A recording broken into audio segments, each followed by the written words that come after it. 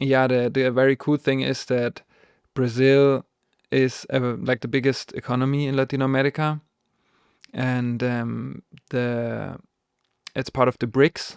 I don't know how politically or global politically involved you are. I don't Um, know. I don't know that. I've never which heard of is it. so no problem. The BRICS is basically the counterpart to the Western world, let's say, and to the dollar. Okay. Um, and so it's Brazil, Russia, India, China, and South Africa, and there are other countries joining, and they are kind of their own, let's say, community or party or however you want to call it, to the Western world, Western society, Western currencies and stuff. So also in order to, yeah, I mean, this world is changing very fast and very, very crazy times right now. And also in order to maybe just have a second option. Um, Also for me personally, Brazil ticked all the boxes in order to, yeah, also have a company there and being able to have a bank account, run a bank account, and also to just diversify everything, let's say. That was definitely one reason why I also chose Brazil. And of course, because the city of Rio de Janeiro is just absolutely gorgeous. Have you been there? I haven't. No, the only place in South America that I've been is Colombia.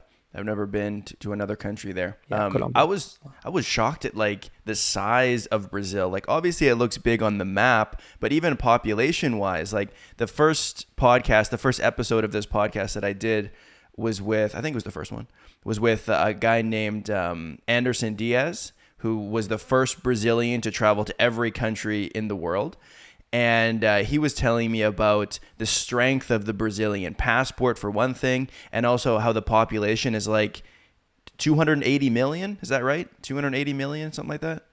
I think it's a little bit less, rather 220, 230, but however, yeah. Okay, but it's like, I mean, that's getting almost up there with like the U.S. population. And I was like, I did not realize that there were so many Brazilians in the world. Like, that's huge. Like, Yeah, dude, it's Canada's got 40 million people. no, it's really massive, and also it's half of the land mass approximately of Latin. No, I don't know if it's Latino America, but at least South America. I'm sure of that. Maybe even Latino America, and also half of the population. Um, Definitely not counting in Mexico because Mexico has a lot of people and a lot of landmass as well. So, anyways, that's rather North America. However, Brazil is basically half of the entire South American continent, which is insane. I mean, it's massive, and also population wise. So I'm also pretty stoked by that all the time. It's really crazy. Yeah. So when you first got there, like was there quite a bit of culture shock, or traveling to other countries in Latin America kind of got you used to what the vibe was going to be like? Like, was it a shock? Mm, yeah, I suppose.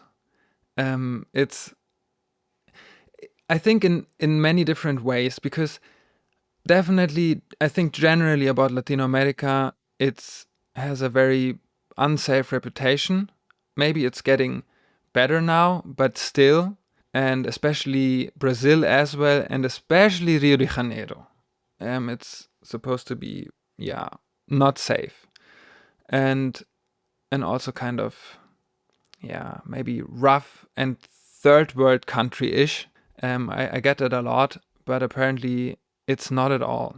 I mean, of course, there are also more developed parts of Brazil and less developed parts, like in most countries. Even in Germany, Eastern Germany is ways more poor than the rest of Germany and also not so developed because they were occupied by the Russians. And after the wall fell in 89, it caught up, but still not as much as the rest of Germany. So, however, there is the same also in Brazil. So, in speaking of cultural shock, I mean, I'm often shocked how advanced Brazil is, and even how more advanced Brazil is compared to my own country, Germany. They are so far ahead in many, let's say, IT sectors, and the public transport works so incredibly well. It's always on time, or usually maybe not always, but most of the times it's very punctual. And then they have their own airlines which operate everywhere in Brazil. It's very well connected, I have the feeling. And then also like that really got me. And also how kind of how the business side of things work there as well, which I'm not too deep into yet, but it's pretty easy to start a company, and they have different programs also for foreigners, to invest there, to start companies, to do business there, which is very for me very new in Latin American countries, that they're so open also for that, let's say, for that sector. And then generally, I guess the Brazilian people is the best culture shock, because like in a very good way, because they're just so incredibly cool. And Brazil has such a strong culture, and they're also so proud of their culture and so identified with it. At least that's how it appears to me. And even though they're such an immense country with so many different federal states and so many cultures combined, let's say, um, that but they still kind of manage it and hold it together. And it's really different. Like in the southern parts of Brazil, people are rather looking like me, kind of blonde, tall-ish, European looking. And then you have Rio is pretty mixed. The state of Rio and the city of Rio is pretty mixed, kind of black, white, Indian, whatever, everything. And then in Bahia, Salvador de Bahia, for example, is basically just black, like maybe 95% black. And it's like when I went the first time to Salvador de Bahia, I didn't know nothing. I just booked a flight, and I didn't even book any accommodation. It was also in 2018. It was just before the carnival. And listen, I arrived in Salvador, and I was like, boom, this is crazy. Like, this looks like West Africa right away, but still Brazil, of course. And it's so different. And then when you go to the Amazon, it's again another world. Has nothing to do with anything else I've ever seen anywhere, however, but definitely also not Brazil. And it's so diverse, and so different, but still also just kind of um one country with one culture. It's really beautiful.